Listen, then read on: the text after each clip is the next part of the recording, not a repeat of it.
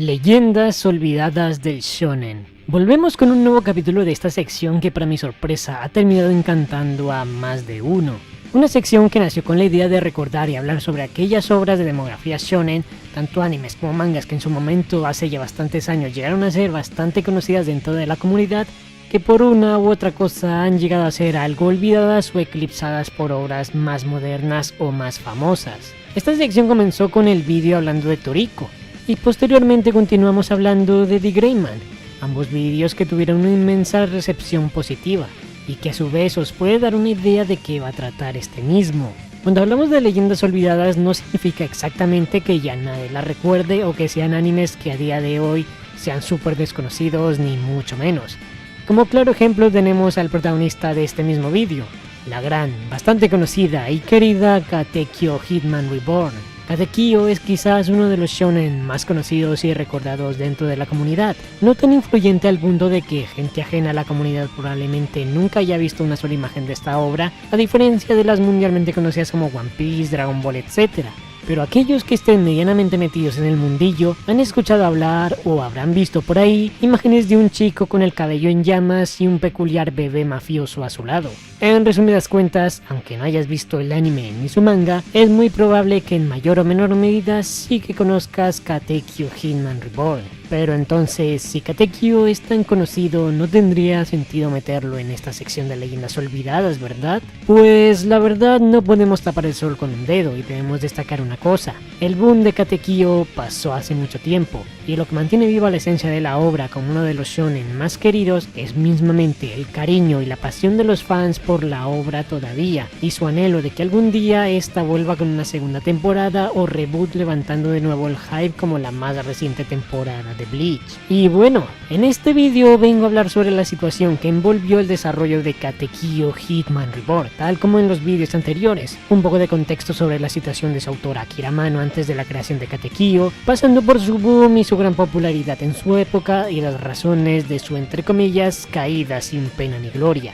Debemos tener en cuenta una cosa. En los anteriores vídeos habíamos hablado de que las razones del olvido de obras como Toriko o The Gray Man fueron causas como unas pésimas decisiones tomadas por la editorial en el caso de una, o un accidente que sentenció el futuro de la otra. Sin embargo, en el caso de Katekyo, es decir que las razones de su caída no son para nada rebuscadas o impactantes, pero de eso hablaré en su respectivo momento del vídeo. Katekyo Hitman Reborn es un shonen que muchos recordamos con cariño. Para muchos será su shonen favorito, y en este vídeo venimos precisamente a recordar esta vieja gloria. ¡Comenzamos!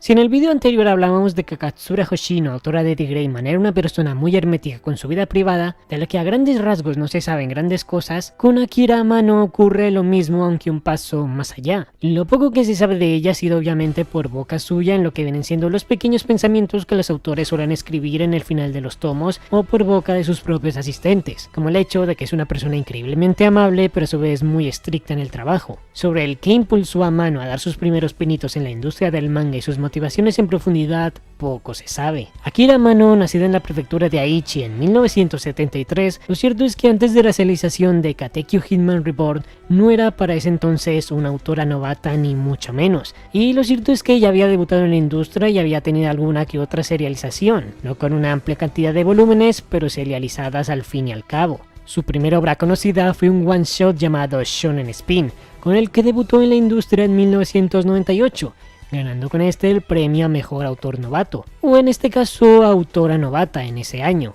historia de la que lastimosamente es imposible encontrar una sola imagen. Tras la recepción tan positiva que recibió por su primera historia corta, Amano publicó un nuevo one shot al año siguiente llamado Nepuyakyu Densetsu Pichan, y mismamente al año siguiente de la publicación de esa historia, Amano debutaría de forma oficial en la industria con su primer serialización oficial, Puchi Puchi Rabbit, historia que finalizó al parecer con tan solo 23 capítulos recopilados en 2 volúmenes. La serialización de Puchi Puchi Rabbit finalizaría en el 2001, pero justamente al año siguiente, en el 2002, volvería a la carga con un nuevo one shot llamado Monkey Business, el cual sería la última historia que pondría al fin a la primera etapa en la vida como mangaka de Akira Amano. Y os preguntaréis, ¿a qué me refiero con el fin de una etapa? Pues bien, debemos destacar algo desde los comienzos de Amano con su debut con Shonen Spin hasta llegar a Monkey Business. Lo cierto es que esta autora todo este tiempo había enfocado sus historias a un público más adulto o maduro, es decir, que todo este tiempo Amano había publicado todas sus historias en revistas de demografía seinen como la Young Magazine. Después de Monkey Business, Amano tomaría una decisión. Las razones de esto al parecer desconocidas. Empezar a publicar historias de demografía shonen para un público más juvenil. Y es que al año siguiente de publicar Monkey Business, Amano debutaría en la Kamaru Jam con su primer one-shot shonen llamado Bakumatsu Hawk, revista reconocida por ser la misma en la que varios autores reconocidos debutaron antes de llegar a la Shonen Jam, como Hatsura Hoshino. Y bueno, como ya hemos podido apreciar, el patrón de Amano siempre ha sido publicar una obra por año. Aunque curiosamente en el mismo año de presentar el one-shot de Bakuhatsu Hawk, debutaría en las páginas de la Shonen Jam el que sería el one-shot de Katekyo Hitman Reborn, el cual al parecer solo contaría con alguna que otra diferencia respecto al primer capítulo oficial del manga que todos conocemos. El one-shot fue bastante bien recibido, y sin muchos miramientos, al año siguiente, en el 2004, finalmente nacería en las páginas de la Jam el famoso shonen de mafias y bebés.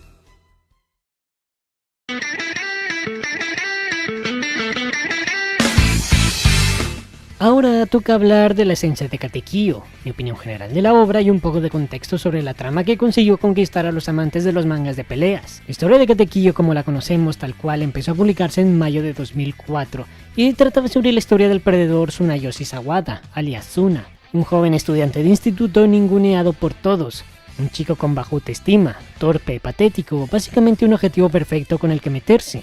Aquí vamos descubriendo también que Tsuna está enamorado de Kyoko, una compañera de clase, pero por supuesto el joven Tsuna no tiene el valor para decirle lo que siente.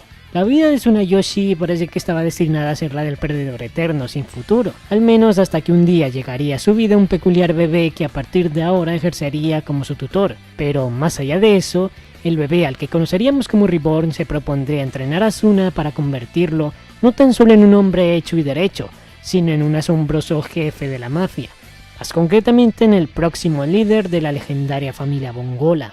A partir de aquí, la serie empezaría enfocándose en unos temas en específico hasta hacer ese quiebre que terminó de enganchar a los lectores. La serie empezaría con el arco de la vida diaria, capítulos de mini historias totalmente enfocados al humor que, bueno, ciertamente no estaban tan mal, pero no terminaba de ser ni de lejos lo más llamativo de la revista por aquella época. Pero aún con esas, Katekyo logró mantenerse bastante estable hasta llegar a su segundo quiebre, las peleas y la acción que todos esperábamos ver.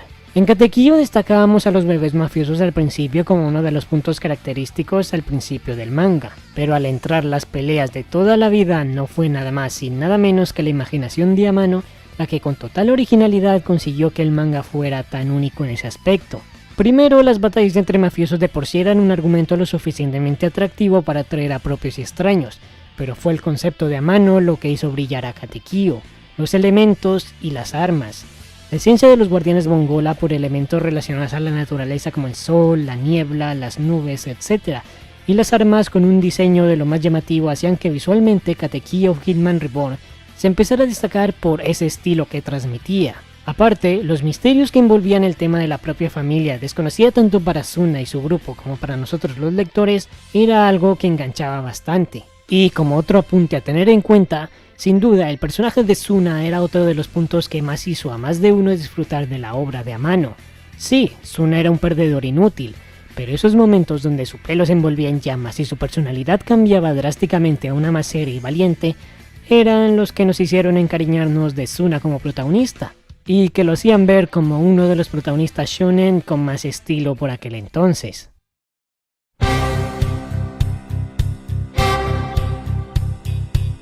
Katekyo llegó a ser reconocido como uno de los mejores shonen clásicos de la Jump y uno de los mangas más populares de la revista. Debemos destacar que Katekyo Hitman Reborn no empezó con mal pie, pero tampoco era un superventas. Digamos que durante su recta inicial la historia de Amano gozaba de una popularidad de lo más aceptable, lo suficiente al menos para que en otoño de 2006, 2 años tras empezar la serialización del manga, se diera luz verde a la emisión de su adaptación animada mediante un formato bastante común por aquella época. Sacar una adaptación lo más larga posible que adaptara bastante contenido del manga a costa de emitir también episodios originales de relleno hasta alcanzar al manga mismo en un punto avanzado de la historia. Y bien, como dije antes, el manga de Katekyo había empezado de forma decente, con una popularidad aceptable y con un anime en sus manos, pero no había gozado de esa popularidad desmedida que otros mangas de la época sí llegaron a alcanzar, al menos hasta que llegamos a 2007. El año donde Katekyo hizo ese boom que todos estaban esperando. 2007, un año después de que el anime empezara a emitirse, y 3 desde que el manga había comenzado en la revista. ¿A qué me refiero con que el boom no llegó hasta ese año? Pues bien, en resumidas cuentas, 2007 fue el año donde Katekyo se hizo notar como era debido, ya que en este año el manga alcanzó por primera vez en su hasta el momento corto recorrido en la revista el top 10 no solo de los mangas más vendidos de la Shonen Jump, sino en general, compitiendo con obras de su revista como One Piece, Naruto, Bleach, como externas como Nana o Full Metal Alchemist. En parte, podríamos considerar que el anime le había hecho la suficiente publicidad al manga para levantar su popularidad poco a poco, pero también debemos tener en cuenta en qué punto se encontraba el manga por aquellas fechas. Básicamente, a lo largo del 2007, los capítulos que se publicaron y los tomos que salieron a la venta que englobaban estos mismos trataban sobre 2 arcos en específico: el clímax del arco de los Varia y el comienzo del arco del futuro, 2 de las sagas que terminaron siendo de las más queridas por los lectores. Aquí 2 factores fueron importantes: la popularidad que por una parte Reborn empezó a obtener gracias al público que se adentraba a esta historia gracias a su anime, y por otro los fieles lectores del manga que estaban disfrutando de 2 increíbles arcos con los que Amano supo cómo enamorar fácilmente. Y esto no fue todo. A partir de aquí la fama de Katekyo no fue más que ir cuesta arriba. A cada año que pasaba, las ventas de los volúmenes no hacían más que aumentar cada vez más y más, estando constantemente dentro de los 10 más vendidos en general, teniendo en cuenta todas las revistas y demografías, e incluso llegando a estar dentro del top 5. Pero la cosa no se quedó tan solo en su anime y su manga, sino que el éxito de Katekyo se extendió hasta la industria gaming, teniendo hasta la absurda cantidad de 20 videojuegos propios para consolas como la PSP, la Nintendo DS, la Wii o la Play 2. E incluso llegó a tener una serie de novelas ligeras spin-off que curiosamente también fueron top ventas en los años que salieron. Incluso la obra tuvo su propio programa de radio presentado por algunos de los seiyus de la versión animada. Katekyo Hitman Reborn fue todo un fenómeno en Japón, éxito de ventas, gran popularidad, su protagonista como representante en algunos de los videojuegos crossover de la Jump, una obra que llegó a ser casi uno de los pilares de la Jump, y hasta me atrevería a decir que del shonen en general. Pero hasta aquí tenemos que llegar. Katekyo estuvo tocando la cima, pero todo lo que sube lastimosamente tiene que caer.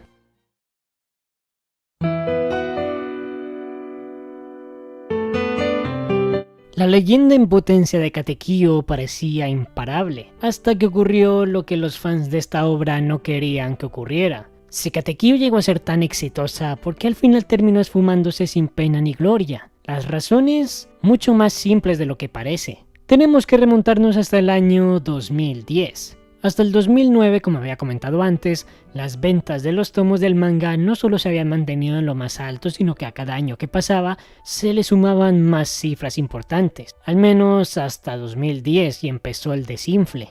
En 2010 ocurrieron 2 cosas referentes a la fama de Katekyo. Primero que todo, el anime llegó a un punto en el que alcanzó totalmente al manga, por lo que por esa razón y por la precaria situación del estudio, se decidió por dar por finalizada la emisión del anime en este mismo año, terminando de adaptar la saga del futuro, finalizando con un total de ni más ni menos que 203 episodios.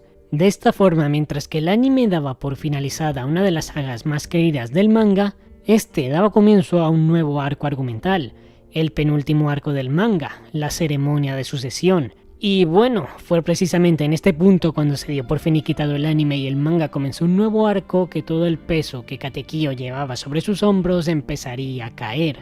Con la finalización del anime, el hype por Katekyo en parte ya se empezaba a apagar, y viendo que la cosa ya quedaba en manos de los lectores del manga, tal parece que la nueva recta del mismo no había terminado de convencer a los lectores japoneses, ya que entre el 2010 y el 2011, la serie que constantemente había ido en aumento con sus ventas, bajó hasta 1 millón de copias vendidas, lo cual fue un medio duro golpe para la franquicia.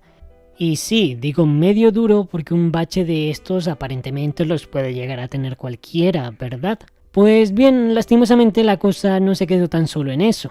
La pasión por Katekyo Hitman Reborn no era tan grande como antes, y los capítulos de la recta final de Reborn no parecían ser del agrado de todos, ya que la serie entre 2011 y 2012 no solo empezó a colarse entre los puestos más bajos de popularidad de la Shonen Jump, sino que las ventas de sus volúmenes empezaron a bajar todavía más, bajando desde el último conteo otro 1.000.000 de copias más, significando esto para Shueisha una señal para considerar que Katekyo Hitman Reborn ya no cumplía con las expectativas que los editores esperaban. Ya le habían sacado todo el jugo que podían a la obra con todo el merchandising posible, y a sabiendas de que las ventas de los volúmenes cada vez se desplomaban más, no por polémica con la autora, no por algún hiatus imprevisto, no por tomar las decisiones equivocadas, sino única y exclusivamente porque a los lectores ya no les gustó cómo Amano desarrollaba la historia en sus últimos arcos, la famosa revista de Shueisha decidió cancelar Katekyo Hitman Reborn. Puede parecer que no tenga ni pies ni cabeza que la revista decidiera dar el hachazo a una obra tan larga y famosa como lo era Reborn, pero no es algo tan raro como parece. Shaman King en su momento sufrió el mismo trato. Lo mismo ocurrió con Bleach, y otras obras como Belzebub o Shokugeki no Soma también se vieron envueltas en esta misma situación. No importa si fuiste famosa, si vendiste millones y fuiste casi un pilar de la industria, si al final tus ventas decaen, esto es lo que te espera en la famosa revista del logo del pirata. Al principio del vídeo mencioné que las razones de la caída de Katekyo no eran nada rebuscadas ni complejas, y ya podéis ver que así es, solo una cancelación porque el manga llegó a un punto que cansó a los lectores. Un manga que se mantuvo durante varios años en el top 10 bajó en su recta final hasta ser top 30 sin ir más lejos. Normalmente se tiende a hablar que el arco final y el mismo final de Katekyo fueron pésimos y no del agrado de muchos, y se habla de uno de los mejores shonen con conclusión más decepcionante. Quizás Amano tenía un final distinto pensado en mente. Tal vez el manga iba a ser bastante más largo, pero la cancelación lastimosamente no se lo permitió. De esta forma, en el año 2012, Katekyo se despidió definitivamente de la industria sin pena ni gloria, acabando en el pozo de esos shonen queridos, reconocidos, pero a la vez ya algo olvidados. A día de hoy todavía muchos la recuerdan, le tienen cariño y sueñan con su resurgir gracias a una nueva temporada. Tal vez un reboot, tal vez una secuela. Tan solo una animación que logre lo que nunca esperamos que Pierrot pudiera lograr con la reciente Bleach. Del estudio que animó Katekyo en su momento poco se sabe ya. Su último trabajo fue en 2013 con el anime de Senran Kagura, pero de ahí en adelante este desapareció como si del Guardián de la Niebla se tratara.